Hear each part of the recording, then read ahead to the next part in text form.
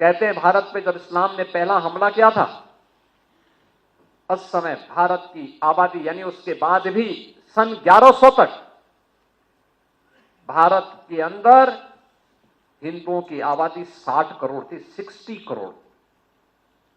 और 1947 में जब ये देश आजाद हुआ, उस समय हिंदुओं की आबादी रह गई थी मात्र 30 करोड़।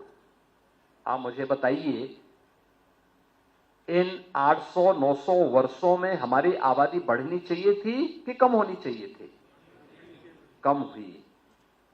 हम 60 करोड़ से 30 करोड़ पे आ गए, यानी आबादी ही नहीं घटी, हमारी खेती के उत्पादन को भी कम कर दिया गया। ये आबादी जो कम हुई, आक्रांताओं ने ही मारा नहीं, बल्कि भूख से मरे, बीमारी से मरे,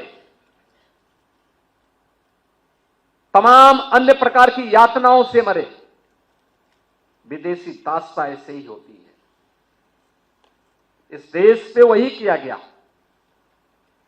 इस देश पर अत्याचार किया गया, उसका शोषण किया गया। और जिस भारत में 300 वर्ष पहले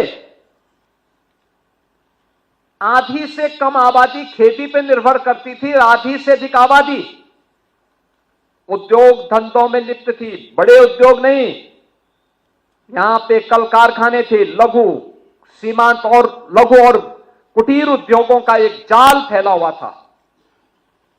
ये भारत की ताकत बनती थी। भारत को उत्पादक देश के रूप में, प्रोडक्शन के रूप में भारत का बेहतरीन उत्पादन दुनिया के मार्केट में छाता था।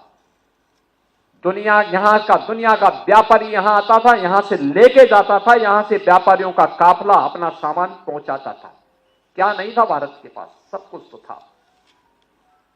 लेकिन जिन लोगों ने जाति के नाम पे बांटा, क्षेत्र के नाम पे बांटा, भाषा के नाम पर बांटा, तमाम बातों के आधार पर बांटा, और आज भी वे उसी विदेशी मानसिकता के साथ काम कर रहे हैं।